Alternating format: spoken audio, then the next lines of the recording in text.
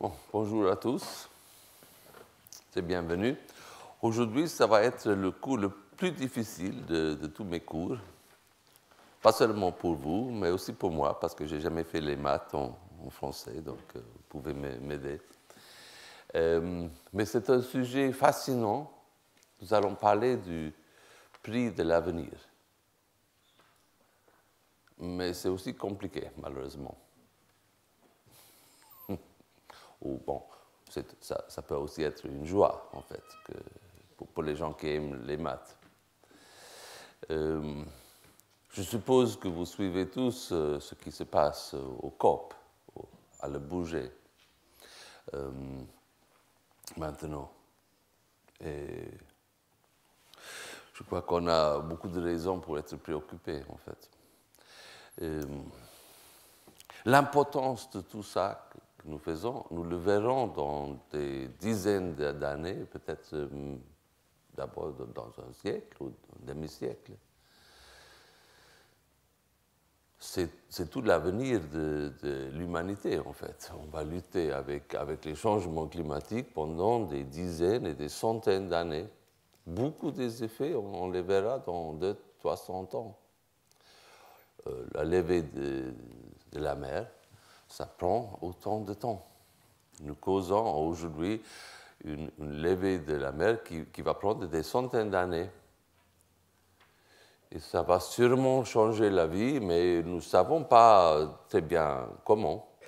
De toute façon, une des questions qu'il faut se poser, c'est combien et comment apprécions-nous les effets, les coûts qu'on va avoir dans une centaine d'années.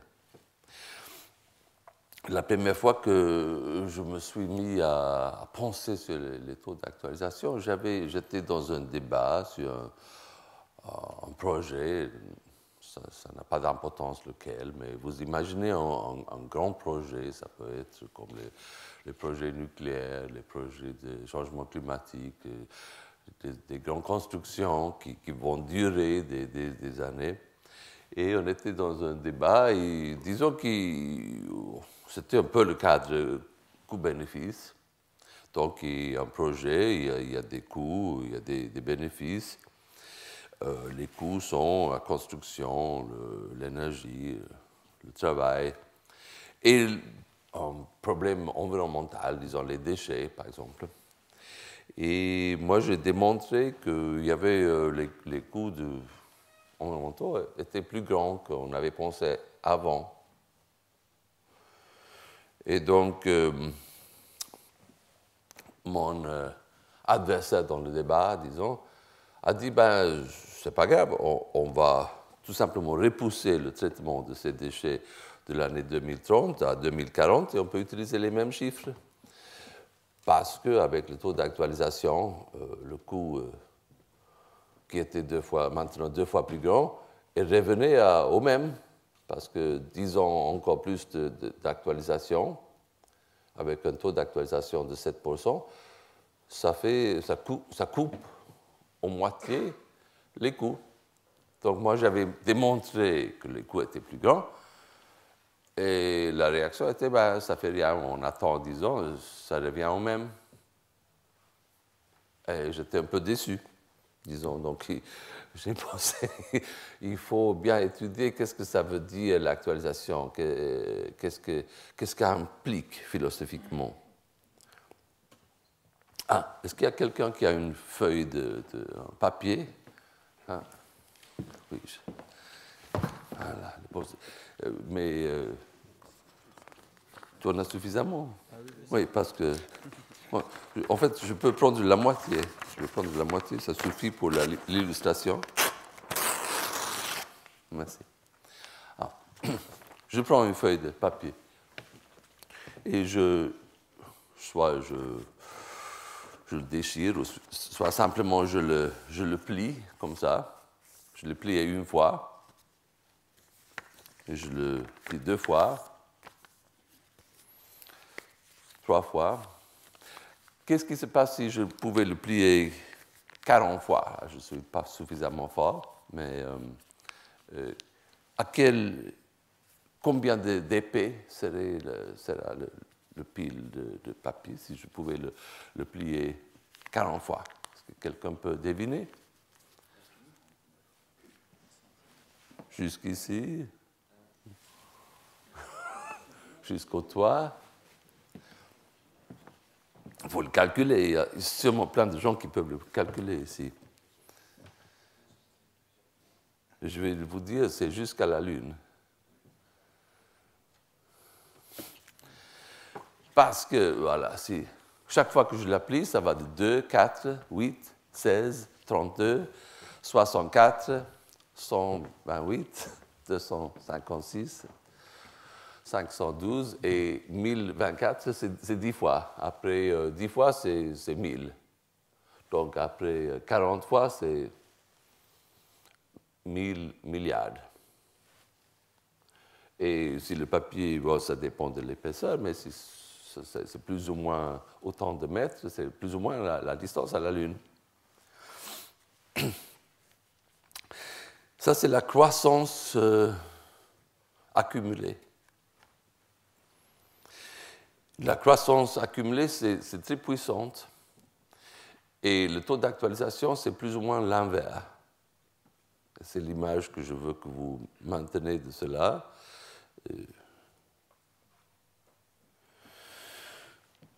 Donc, le taux d'actualisation, l'idée, c'est qu'un peu, et je vais être beaucoup plus précis dans quelques minutes, mais un peu, c'est que si nous sommes 5 fois plus riches, un coût de quelque chose, c'est plus ou moins comme si c'était le 5e. Donc, c'est un peu l'inverse. Mais là, je vais être beaucoup plus précis dans un moment.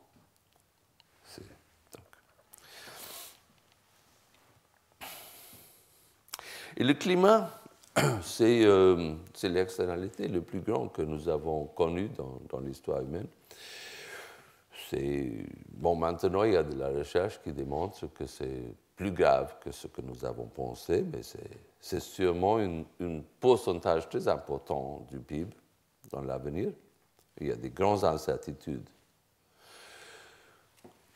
Des grandes incertitudes qui sont de sciences naturelles. C'est par exemple la formation des nuages, l'incertitude autour de l'échappement de méthane qui peuvent être très accélérés parce que plus de chaleur, plus ça fond les glaces, la permafrost, et plus il y a d'échappement de méthane et donc plus de réchauffement.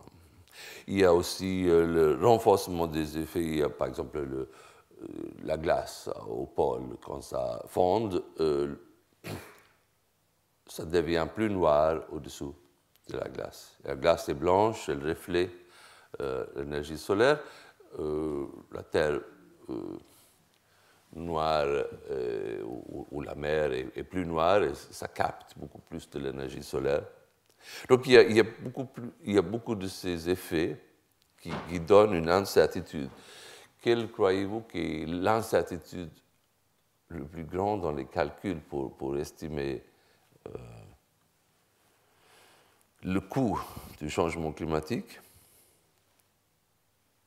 C'est en effet le taux d'actualisation. C'est dans notre domaine des économistes, c'est pénible, mais c'est là, en fait, l'incertitude. Nous ne savons pas ou nous ne sommes pas d'accord sur le taux d'actualisation. Alors, nous avons un projet ou un coût, un bénéfice V dans l'avenir. Et le coût aujourd'hui, c'est V divisé par le taux de croissance, disons, le taux d'actualisation. Et cet effet, c'est énorme. Si, par exemple, on a un coût d'1 trillion de dollars en 400 ans, ça serait quelques milliers de dollars aujourd'hui.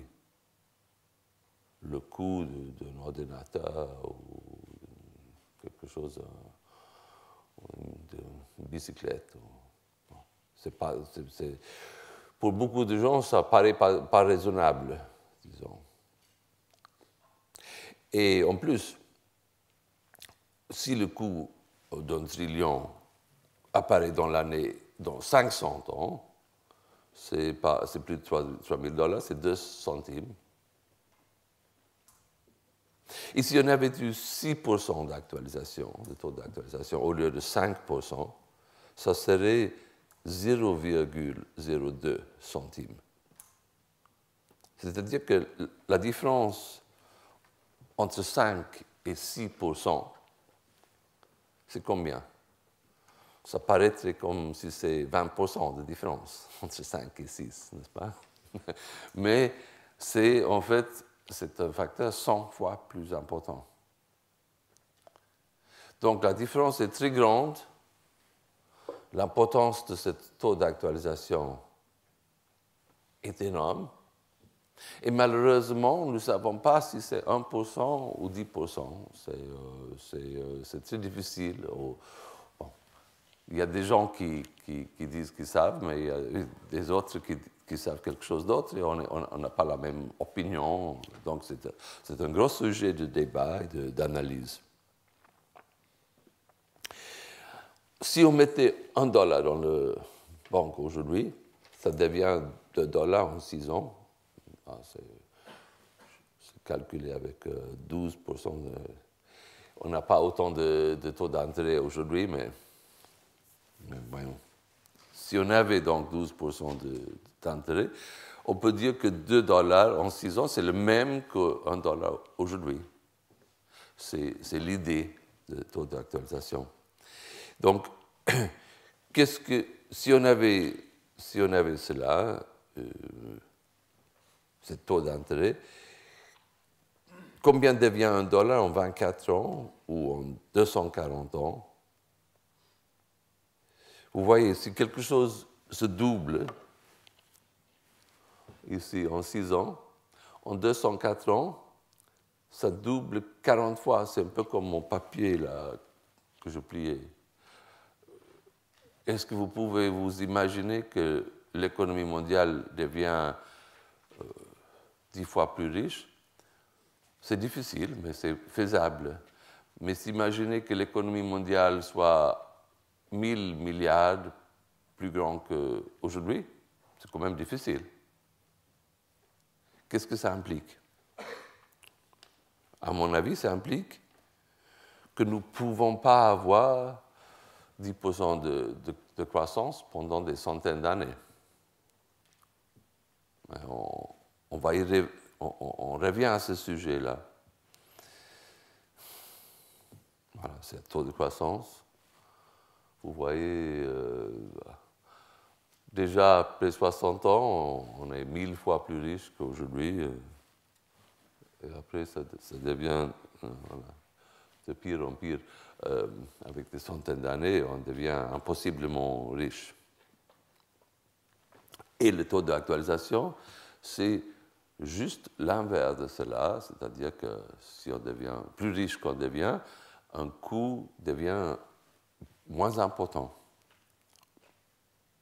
Voilà. Je vais parler, d'abord je vais expliquer, il y aura 15 minutes de mathématiques. Après, je vais revenir sur un peu les implications, qu'est-ce que ça veut dire, et est-ce que le taux de croissance peut continuer toujours, un peu sur des autres aspects, par exemple si le taux d'actualisation ne soit pas constant, des aspects de comportement, l'économie de comportement, et finalement les prix relatifs et les taux de croissance qui sont différents d'un secteur à l'autre. Et après, je donnerai la parole à mon ami Roger. C'est en fait, nous sommes des amis grâce à ce sujet. Ça peut paraître drôle peut-être, mais c'est comme ça qu'on s'est connus. On avait juste les mêmes idées sur le taux d'actualisation dans les différents secteurs. Et on a trouvé qu'on a publié des articles presque très pareils, sauf que Roger l'a fait en français, moi je l'avais fait en anglais. Bon, d'abord, donc l'explication mathématique. Donc, on va supposer, ça peut paraître un peu sèche en fait, mais on va supposer que cela explique notre appréciation pour tout l'avenir. Il y a notre consommation chaque année. Ici, il y a l'utilité de cette consommation. Et ici, il y a déjà un taux d'actualisation de l'utilité même. Donc, on va voir qu'il y a deux raisons pour actualiser les coûts dans l'avenir, ou les bénéfices. C'est soit le ρ, ici, soit la courbure de la fonction de l'utilité. On peut, si on veut, on peut le penser avec une mathématique discrète. Donc, on peut dire que c'est la somme. Chaque année, il y a une consommation, il y a l'utilité de cette consommation, et on l'actualise chaque année. Donc, tout l'avenir, c'est donc la consommation cette année et l'utilité que nous avons. Il faut penser à ce qu'on a mangé déjà, le petit déjeuner, et toute l'année ici. Et donc, il y a l'année prochaine, mais l'année prochaine, on l'actualise, c'est-à-dire que l'année prochaine est un peu moins important qu'aujourd'hui. Et c'est déjà, donc, ρ, c'est l'actualisation à cause simplement du temps. Et c'est-à-dire qu'on se méfie un peu de l'avenir, où l'avenir est moins important. Il y a des gens qui considèrent, des philosophes qui considèrent que c'est faux, que l'avenir doit être aussi important que le présent. Il y a beaucoup de parents qui disent qu'en fait, pour eux, leurs enfants sont plus importants qu'eux-mêmes et que bon, ça serait un rôle négatif, tout simplement. Il y a une raison qu'on dit que toute la Terre peut disparaître. On pourrait y avoir une collision avec une grande astéroïde et ça peut tous disparaître. Donc, ça serait une raison pour avoir un certain taux d'actualisation de l'utilité, parce que si le monde doit disparaître de toute façon dans l'année 2030, il n'y a pas beaucoup de raisons pour se préoccuper pour le changement climatique. Mais on sait que ça arrive pas très souvent. Donc, ça serait un ρ très proche à zéro. Et en fait, il y a des gens parfois qui se fâchent qu'on a cette ρ-là. Mais bon, on peut aussi s'imaginer qu'il est peut-être zéro. On peut le mettre là de toute façon. Ça fait plus complet l'analyse mathématique. Mais si vous n'aimez pas ρ, vous pouvez toujours vous soulager en pensant que ça peut être zéro. Et l'analyse, ça continue. De toute façon, les mêmes formules. Donc, peut-être ρ est zéro. Même si ρ est zéro, il y a une raison pour actualiser. Et c'est ça que je vais expliquer maintenant. Et la raison fondamentale, c'est que l'utilité, la fonction d'utilité, a une courbure. Ce n'est pas tout simplement une fonction linéaire.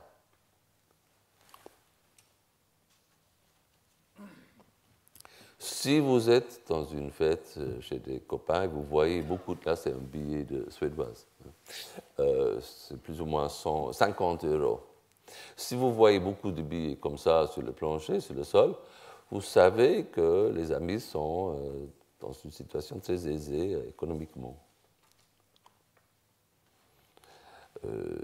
Parce que c'est juste les très riches qui ne se préoccupent pas pour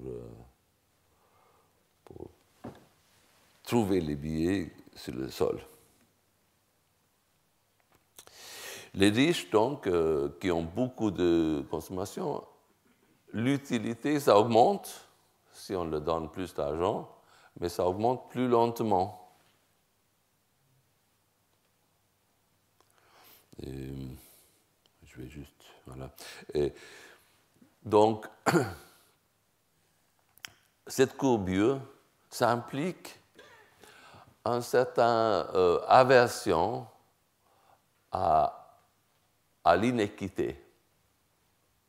Donc, s'il y a une personne qui a un revenu bas et une autre qui a un revenu plus élevé, nous préférons qu'il y ait deux personnes qui ont le niveau de consommation ou de revenu M qu'une personne ici et une personne là.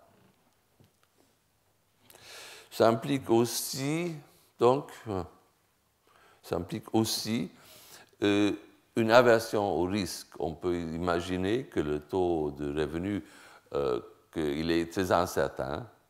Et donc, nous préférons, en général, 2 ans d'un revenu stable M qu'une année à voie Z, mais une autre année à voie X.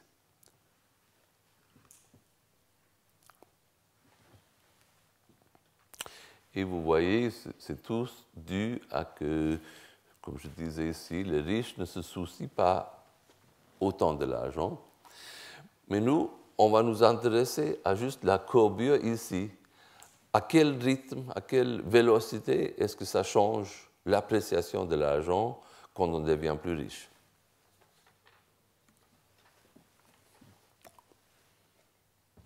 Donc, revenons pour un instant à Rho. Juste la première raison pour l'actualisation. Donc, si il y a un projet qui nous donne 1 million chaque année pour une région, ou pour une entreprise, ou pour une personne même, 1 million c'est peut-être trop là, mais chaque année ça nous donne quelque chose. Donc il y a déjà l'appréciation de ce projet. Et le plus important, c'est l'utilité marginale, c'est d'1 million aujourd'hui, c'est 1 million. Mais les années dans l'avenir, d'1 million dans l'année 2030, c'est déjà moins important pour la raison Rho. C'est-à-dire que l'actualisation pour les raisons d'utilité. Mais en plus de cela, nous serons plus riches. Bon, si nous croyons, c'est souvent, en fait, c'est une question, c'est un présupposé très important. Si nous croyons qu'on sera plus riche dans l'avenir, que la croissance que nous avons connue dans les derniers 200 ans en Europe en général, et en fait, dans beaucoup de pays, si ça continue, il y aurait 2 raisons. Et l'utilité marginale de ce projet qui donne 1000 ou 1 million chaque année, ça devient moins important chaque année pour 2 raisons. D'abord parce que nous serons plus riches, et deuxièmement parce que l'avenir, de toute façon, n'est pas aussi important que le présent. On peut considérer aussi un cas, disons, dans le temps discret,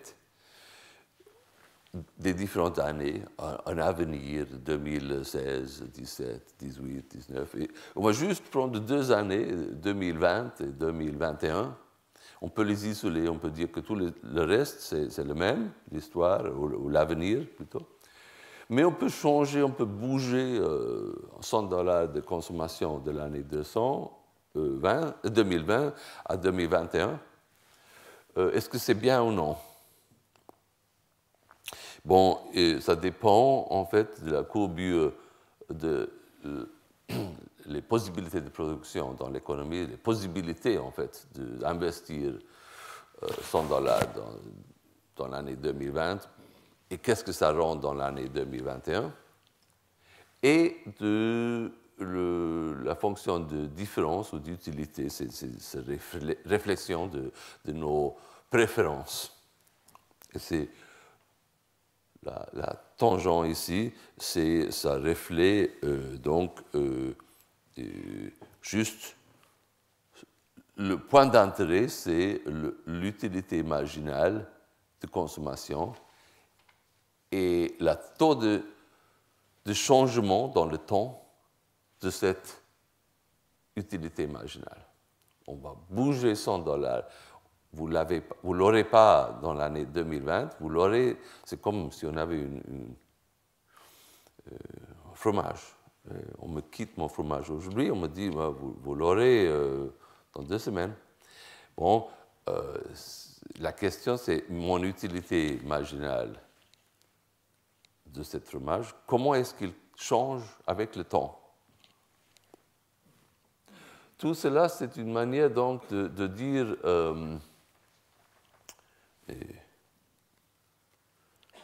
à montrer que le sujet d'intérêt ici, c'est comment change dans le temps l'utilité marginale de consommation. Donc, on est intéressé du taux de changement de l'utilité marginale. C'est en fait un deuxième dérivé, qu'est-ce qu'on dit, dérivé seconde, de l'utilité. Comment on change dans le temps l'utilité marginale, et c'est divisé encore par l'utilité marginale parce que c'est un taux de changement, taux de croissance dans le temps.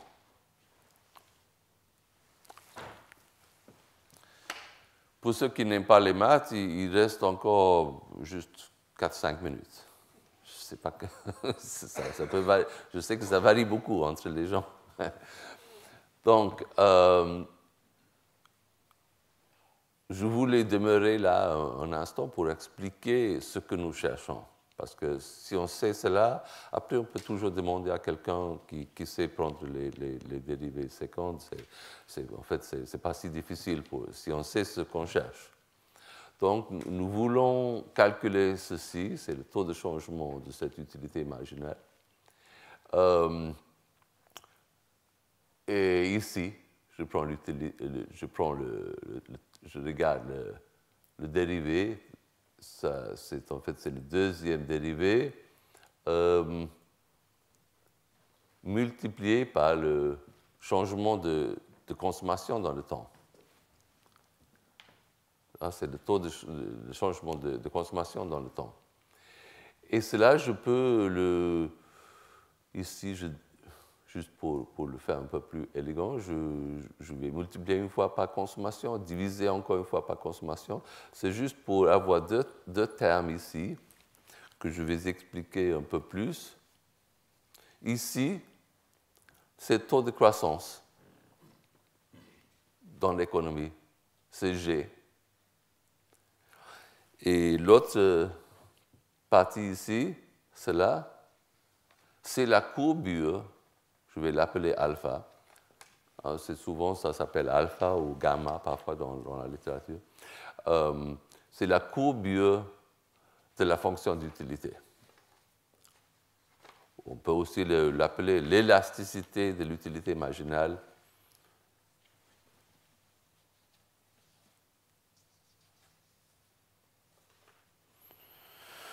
Donc, on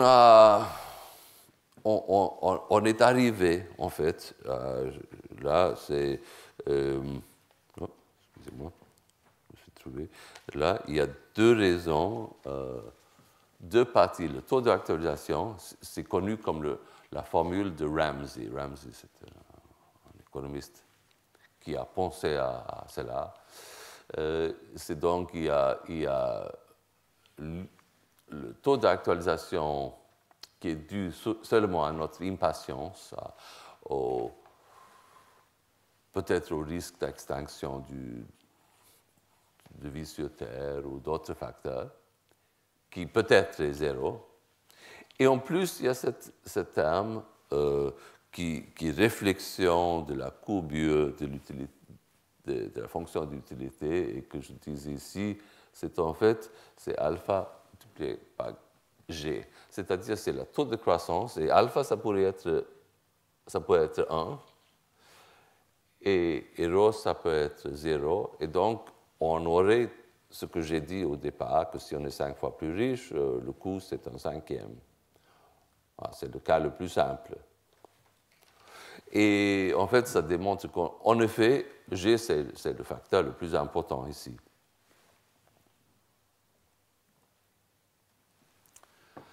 Voilà. Tout cela, c'est en effet ce qu'on apprend, c'est la théorie standard. C'est déjà connu depuis longtemps, c'est ce qu'on apprend à l'université sur la motivation de taux d'actualisation. Mais maintenant, donc, on est confronté quand même, on va chez le ministère de l'Environnement ou des autres ministères qui s'occupent de faire des constructions, des ponts ou des autres grands projets. Et on leur demande quel taux d'utilisation est-ce que vous avez. Bon, ils disent 5%. D'où est-ce que ça vient? Bon. Ça pourrait être que ρ, c'est 1% et que le taux de croissance espéré est 2,5 ou 2% et alpha, c'est aussi 2. Donc, ça peut se motiver comme ça. Mais, donc, c'est maintenant que la recherche des arguments commence. Et nous qui voulons prendre au sérieux les dégâts, les coûts dans l'avenir, par exemple du changement climatique, nous qui pensons que si on détruit pour toujours les corails dans la mer ou l'Amazonie, que c'est quelque chose de terrible, même si ça vient dans 100 ans. Donc, nous avons un intérêt, pour le dire tout simplement, à démontrer que le taux d'actualisation est bas. Donc, nous cherchons des arguments un peu pour et ça peut être une des arguments les plus évidents, ça peut être que nous ne croyons pas qu'il y aura de la croissance continue dans l'avenir. Si vous regardez encore une fois la formule ici, le taux de croissance, qu'est-ce qui se passerait, par exemple, si on aura de la décroissance? C'est-à-dire que l'avenir va être plus pauvre qu'aujourd'hui, qu'on va tous perdre des richesses et de la bonne vie que nous connaissons pour des différentes raisons, soit des guerres, soit des catastrophes, soit des épidémies, je ne sais pas. C'est possible, c'est pensable que l'avenir soit en effet, effectivement un scénario assez négatif et que le PIB en 20 ans va être la moitié de ce qu'il est maintenant. On ne veut pas peut-être y penser, mais c'est pensable. Donc, dans ces cas-là, peut-être le taux de croissance est moins 5%. Qu'est-ce que ça implique pour le taux d'actualisation? Cela, c'est proche à zéro. Ça veut dire que le taux d'actualisation va être négatif. Si nous avons un coût d'1 million dans 20 ans, ça sera pire que l'avoir aujourd'hui. Parce qu'en 20 ans, nous serons plus pauvres. Donc, un coût causé maintenant, un coût d'1 million dans 20 ans, c'est quelque chose de mauvais. On ne devrait pas le faire. On devrait calculer que c'est quand même, c'est comme si c'était un coût de 2 millions.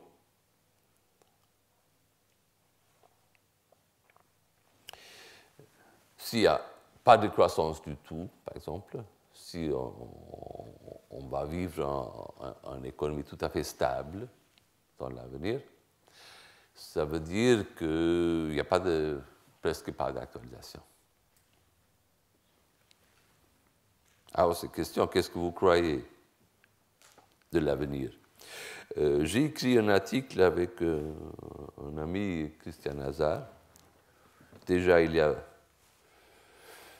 20 ans, où on a eu une espèce de débat avec Nordhaus, que Nordhaus, c'est l'économiste le plus connu, disons, dans le monde sur le changement climatique. Et selon lui, changement climatique, c'est un problème, mais un tout petit problème, grâce à l'actualisation, en fait.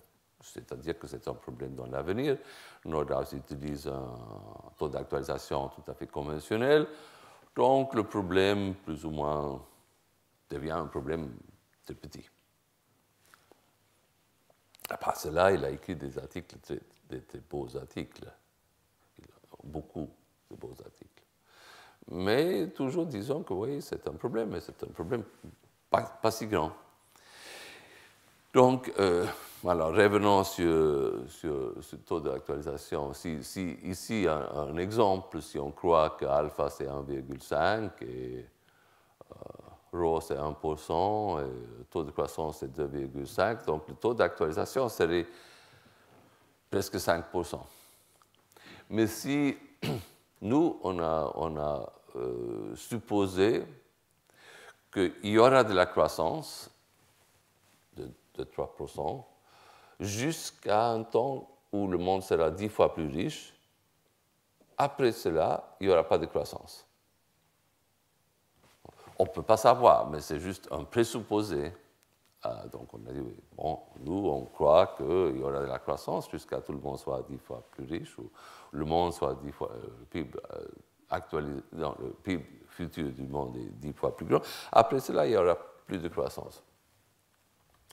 Cela implique que le taux d'actualisation va d'abord être environ 5%, et après, ça va tomber à presque zéro.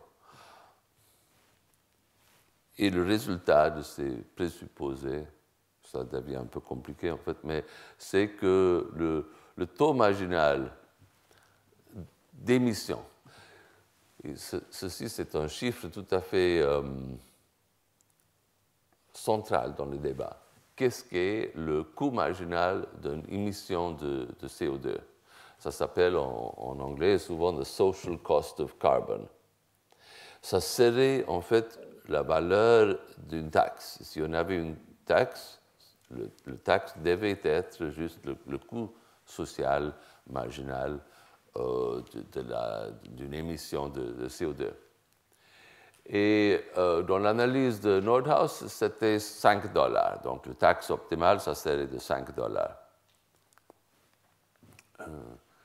Et nous, on a démontré que, bon, ça dépend. Ça dépend d'alpha, que là, on l'appelait gamma, mais c'est le même. C'est donc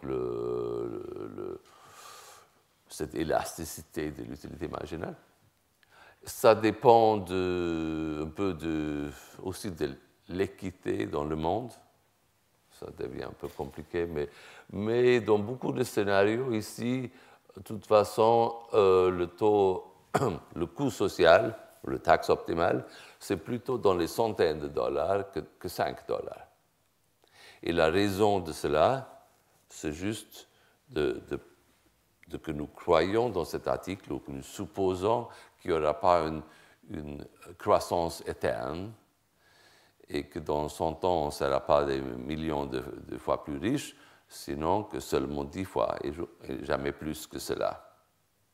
Donc l'effet de supposer une décroissance est énorme. Si nous croyons que la croissance ne va pas être éterne, et qu'on ne peut pas être n'importe combien de fois plus riche qu'aujourd'hui, ça implique que nous devons prendre beaucoup plus sérieusement le changement climatique. Parce que, en fait, ce que nous allons faire, c'est noyer des gens au Bangladesh, par exemple, et aussi à New York, et à Londres, et Hollande. Et la question, c'est, bon, on noie des milliers de personnes où ils doivent déménager. Ce sont des coûts. Et combien est-ce qu'on valorise ça aujourd'hui? Bon. À notre avis, on devrait le prendre plus sérieusement parce qu'on ne sera pas des milliers de fois plus riches dans l'avenir, on sera, et surtout au Bangladesh, ils seront toujours assez pauvres dans l'avenir. Et donc, on le prend plus sérieusement. Cela implique que chaque tonne que nous émettons aujourd'hui devrait être taxée à des centaines de dollars plutôt qu'à 5 dollars. C'est la conclusion. Donc, on peut le discuter. Est-ce qu'il y a des limites à la croissance? Il y a des gens qui disent clairement que oui, que la planète, en fait, j'ai rencontré souvent les biologues et les physiciens, ils disent c'est assez évident quand même, la Terre est limitée, on ne peut pas avoir. Et les biologues m'ont dit, je fais des cultivations, par exemple, de bactéries. J'observe, ça commence avec quelques bactéries, ça augmente exponentiellement. Mais après quelque temps, la nourriture, le sucre, ce qu'il y a là, s'est épuisé et le nombre de bactéries ça cesse d'augmenter. Alors, c'est le même avec la Terre. On ne peut pas avoir croissance éterne. Qu'est-ce que vous pensez? Êtes-vous d'accord? On a quelques-uns. Mais j'ai discuté cela avec une des personnes les plus admirables dans le monde, le prix Nobel d'économie le plus important, Kenneth Arrow. Il dit, mais clairement non.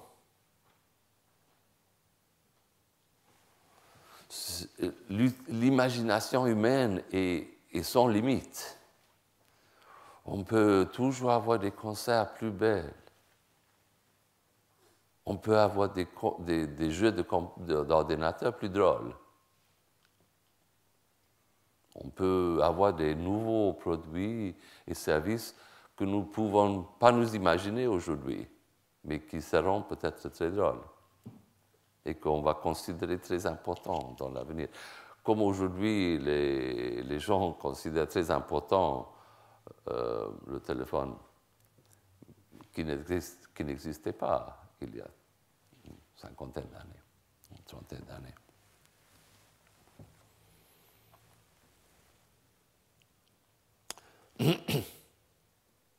Je veux que vous y pensiez, ce n'est pas des questions faciles, mais là, c'est là qu'en fait, Roger et moi, nous avons eu un peu le même idée. On s'est dit, oui, bon, peut-être que les deux ont raison. Peut-être Kenneth Arrow a raison, et peut-être aussi les biologues ont raison. Peut-être c'est en fait, on peut en effet avoir une croissance, mais c'est deux aspects. D'abord, c'est pas certain. Et de l'autre côté, c'est une croissance inégale. S'il y a une croissance éterne, disons pour 1000 ans au moins, et il faut que ce soit juste des nouveaux produits, des concerts plus beaux et des jeux d'ordinateur plus drôles. Ça ne peut pas être de croissance de la production de ciment. Ça ne peut pas continuer à croître à 1000 ans. Ce n'est pas possible, parce que là, il y a juste le mécanisme que la Terre est quand même limitée.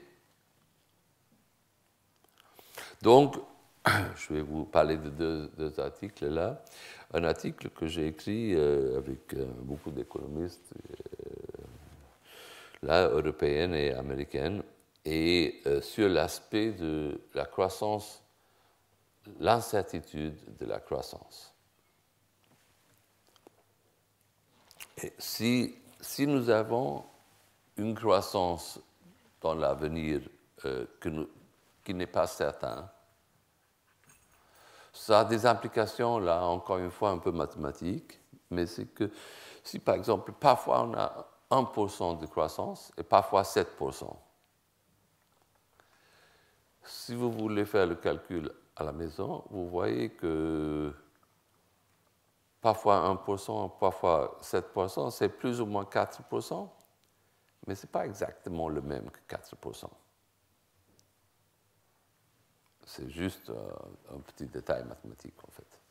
Mais si vous avez chaque deuxième année 1% et chaque deuxième 7%, le moyen dans le court terme, c'est plus ou moins 4%, mais si on fait 400 ans de cela, ce n'est pas du tout un moyen de 4%.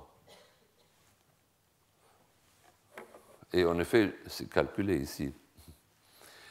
Donc, si on a 50% de probabilité de 1% et 50% de probabilité de 7%, l'équivalent, ce n'est pas 4%, c'est l'équivalent est 3,9 sur une période d'une année, mais sur une période de des centaines d'années, l'équivalent de cette année est beaucoup plus proche de 1% que de 4%. Cela, on peut vite le démontrer avec un petit exercice Excel que vous pouvez faire. Ceux qui veulent, c'est simple. Cela veut dire que si on a une incertitude sur la croissance, le taux d'actualisation va baisser avec le temps. Et donc, nous devons... On a cru avant que ça serait illogique d'avoir des taux de croissance différents dans le temps. Mais en effet, c'est tout à fait le contraire. C'est correct, mathématiquement correct. Donc, souvent, ça n'a pas d'intérêt parce que beaucoup des projets que nous considérons sont de toute façon de 20-30 ans. Mais si on a un projet de 500 ans, c'est une grande importance et que le taux d'actualisation, en fait, pour les coûts qui sont en 20 ans, ils doivent être actualisés peut-être avec 3%. Mais les coûts qui sont à 200 ans, ils doivent être actualisés donc avec un taux d'actualisation qui diminue dans le temps. Cela, c'est important pour ceux qui pensons que c'est important de sauver les conditions écologiques pour des centaines d'années dans l'avenir. Ça veut dire que les siècles à venir sont quand même importants dans le calcul. Et donc, les taux d'actualisation ne doivent pas être constants, ils doivent plutôt décroître comme cela. Dire exactement comment ils doivent diminuer, ce n'est pas facile. Mais le principe est déjà prouvé, disons, qu'ils doivent diminuer. Maintenant, je viens à la troisième partie, donc c'est le taux de croissance inégal. Et donc, si on aura de croissance éterne, nous croyons que ça implique une croissance dans quelques secteurs, par exemple la production des jeux d'ordinateur, ça peut continuer à croître n'importe combien, mais les expériences de regarder les récifs de corail, ça va plutôt avoir une croissance négative parce que les récifs de corail vont disparaître. Donc il y aura les changements dans les choses qui ne vont pas croître, l'écologie par exemple, les écosystèmes, ça va devenir de plus en plus important, ça aura une appréciation de prix, ou on peut dire qu'un taux d'actualisation moins élevé. On peut l'illustrer là, on voit que historiquement, les propriétés dans le centre de Londres, ils sont chaque année, ils sont plus valables, ils vaut plus cher, à un rythme plus élevé qu'en Écosse. Donc, ça veut dire que Noyer-Londres, ça va être cher. Je vais prendre encore un exemple sur les prix relatifs. Je crois qu'à Paris, il y a 100 ans, il y avait un pourcentage, quelques pourcents, je ne sais pas, mais j'ai mis 10% là à New York, je ne sais pas à Paris, mais il y avait une, qu'est-ce qu'on appelle ça, une bonne, une servante, bonne, servante. Et les revenus, ils augmentent. Depuis une centaine d'années, ils augmentent chaque année. Donc, combien de pourcents ont une bonne aujourd'hui? Ça devrait augmenter, n'est-ce pas? Mais c'est le contraire. Ça a diminué. Pourquoi est-ce que nous ne pouvons pas tous avoir des bonnes?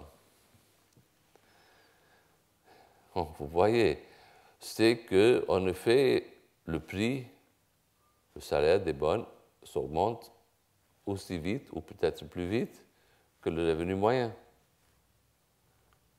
C'est une illustration qu'on ne peut pas toujours avoir plus de quelque chose parce qu'on devient plus riche, parce que parfois les coûts s'augmentent au même rythme que le revenu. C'est parce que les coûts sont revenus, en fait. C'est le salaire. Le prix de la bonne, c'est en fonction de revenu. Donc, si le revenu augmente, on ne peut pas avoir plus de bonnes. L'agriculture, c'est un autre exemple. Apparemment, maintenant, l'agriculture, c'est 24% du PIB mondial. Alors, si on perd 1% grâce au changement climatique de l'agriculture, qu'est-ce que ça vaut? Bon, 1% multiplié par 24%, c'est 0,24% du PIB. C'est un bon calcul. Alors, si on perd 95% de l'agriculture, c'est équivalent à 23% du PIB. Ben non. Et pourquoi pas? Pourquoi ce n'est pas correct, ce calcul? C'est parce que si cela arrivait, le prix relatif de la nourriture qui reste augmenterait énormément.